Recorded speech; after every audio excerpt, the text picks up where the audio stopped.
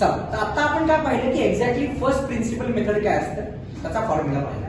आता मी काय करतोय, लेट्स कॅल्क्युलेट दी स्लोप. त्यांनी काय सांगितलं question, find the derivative. Derivative म्हणजे काय, slope of the curve y is equal to sin x by using first principle method. बरोबर, मला sin x चा एक्झॅक्टली स्लोप काय असतो तो फाइंड आउट करायचा आहे. आता मला माहिती आहे sin x चा कर्व कसा असतो, it is always starting from origin.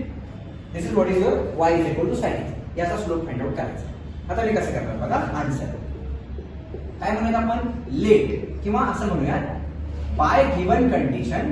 Bye given condition काय दिलं त्यांनी, y is equal to sin x. बरोबर, आता आपल्याला माहिती आहे y मध्येच काय असतोय, f ऑफ x. बरोबर, काय f ऑफ x ची व्हॅल्यू काय दिली त्यांनी, sin x.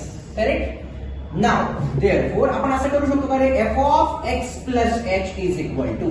याचा अर्थ काय झाला, ज्यावेळी इथं x होता त्यावेळी इथं x आहे. ज्यावेळी या x ला मी x प्लस h ने इथं रिप्लेस केलं तरी मला पलीकडे पण x ला कशाने रिप्लेस करावं लागेल, x प्लस h ने करावं लागेल. म्हणजे इथे काय आलेलं आहे, sin of x plus h असं मला मिळालं. f ऑफ x ला sin x आलं, f of x plus h ला sin of x plus h आलं. बरोबर. आता या दोन्ही गोष्टी मी का कॅल्क्युलेट केल्या, कारण मला त्या फर्स्ट प्रिन्सिपल मेथडच्या फॉर्म्युलामध्ये लागणार आहेत म्हणून. Therefore by first principle method, काय म्हणते रे फर्स्ट प्रिन्सिपल मेथड, आपल्याला फॉर्म्युला माहित पाहिजे. काय असतो तो, dy अपॉन dx म्हणजे derivative is equals to limit h tends to 0 f of x plus h minus f of x upon h. आता यासाठी लिमिट अँड कंटिन्यूटी तुम्हाला यायला पाहिजे. आम्ही शिकवलंय का लिमिट अँड कंटिन्यूटी, शिकवलं. बरोबर. आता फक्त व्हॅल्यू सबस्टिट्यूट करूया. बरोबर. सो काय मिळालं चेक करा, therefore derivative of y is equals to limit h tends to 0.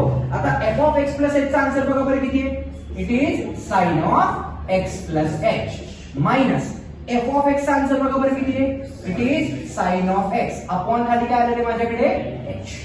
बरोबर इथपर्यंत. आता मी इथं काय करतोय बघा, चेक करा, या टर्मला आपण c अजून करूया. c sin c minus sin d. Formula माहिती का आपल्याला ट्रिग्नोमेट्रीचा, मी तुम्हाला सांगितलं mathematics 2 is all about formula.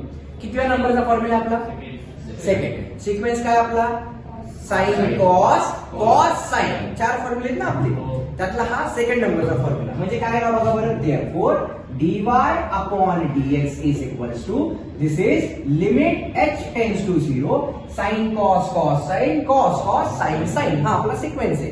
तर दुसरा नंबरचा सिक्वेन्स काय आपला, sin cos cos sin. म्हणजे इथे काय आलं, 2 टाइम्स cos ऑफ, काय फॉर्म्युला आपला, c प्लस d अपॉन 2 बरोबर into sin of c minus d upon 2. बरोबर आहे काय, होल अपॉन डिनॉमिनेटर मध्ये किती राहिलं माझ्याकडे, h. आता बघा, इथला पॉझिटिव्ह x आणि इथला निगेटिव्ह x झाला cancel. So what we are remaining with, dy upon dx is equals to limit h tends to 0.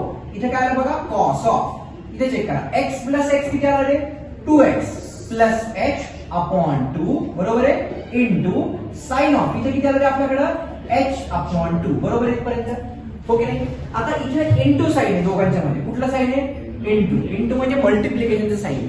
हा जर ऍडिशन असतं तर हा x माझा दोन्ही पार्ट मध्ये स्प्लिट झाला असता, पण मल्टिप्लिकेशन असलं तर हा जो h आहे मी फक्त याच्या खाली लिहू शकतो काय, can I write that h over here, आणि हा आपला 2 इथे राहिला होता. बरोबर का नाही, हो की नाही. आता मी याला कसं करतोय बघा, therefore dy upon dx is equals to limit h tends to 0.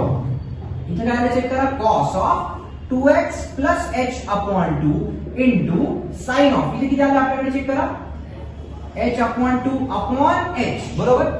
आता हा जो 2 आहे तो कुठे आहे, न्यूमरेटर मध्ये. न्यूमरेटर मध्ये एखादी टर्म असेल, ज्यावेळी मी असं म्हणू शकतो का ती टर्म डिनॉमिनेटरच्या डिनॉमिनेटर मध्ये आहे, असं म्हणू शकतो का मी. एखादी टर्म ज्यावेळी न्यूमरेटर मध्ये असते त्याची कुठे असते, डिनॉमिनेटरच्या डिनॉमिनेटर. बरोबर. मग आपल्याला फॉर्म्युला माहिती, कुठला फॉर्म्युला माहिती आहे, limit x tends to 0 sin of x upon x. याचा आन्सर नेहमी किती असेल, 1. इथं जी टर्म आहे तीच टर्म जर खाली असेल तर आन्सर किती असतं, 1. बघा बरं, इथे जी टर्म आहे तीच खाली आहे का, आहे. म्हणजे याचा आन्सर किती आलं, 1. या पूर्ण टर्मचा आन्सर किती आलं आहे माझं, 1. आता मी काय करतोय, therefore dy upon dx is equals to h च्या ठिकाणी 0 सबस्टिट्यूट करून टाका. म्हणजे काय आलं बघा, cos of 2x plus 0 upon 2 बरोबर आहे. इंटू पुढे किती आलं रे 1. 2x प्लस 0 म्हणजे किती असतं रे 2x प्लस 0 म्हणजे किती असतं 2x. तो 0 लिहायची गरज नाही. आता हा 2 आणि हा 2 अँगल मधलाच आहे म्हणजे ब्रॅकेट मध्येच आहे म्हणजे इथला 2 आणि इथला 2 पण कॅन्सल झाला आणि तुमचा y काय दिलाय त्यांनी sin x. म्हणजे याचा अर्थ काय झाला माहितीये की derivative of sin x, y ची व्हॅल्यू काय sin x आहे ना, derivative of sin x with respect to x हा किती आला रे cos of x. म्हणजे जर तुम्हाला कोणी विचारलं की बाबा sin x चा डेरिव्हेटिव्ह काय, याचा अर्थ काय sin x चा स्लोप विचार. मग sin x चा स्लोप हा नेहमी किती असतो रे. अशी आपल्याला भरपूर फॉर्म्युले लर्न करायचे. त्यातला हा पहिला फॉर्म्युला आहे. डेरिव्हेटिव्ह ऑफ sin x काय असतो cos x. पुन्हा म्हणलं डेरिव्हेटिव्ह ऑफ sin x काय असतो cos x. कळालं नक्की सर्वांना. शुअर. इथं कुठला फॉर्म्युला वापरला तुमच्या मार्केटसाठी लिहून ठेवतो इथे. काय रे sin c plus sin c minus sin d. काय फॉर्म्युला असतो 2 times cos of c plus d upon 2 into sin of c minus d upon 2. हा फॉर्म्युला इथे वापरलाय. कळालं नक्की. शुअर. डन.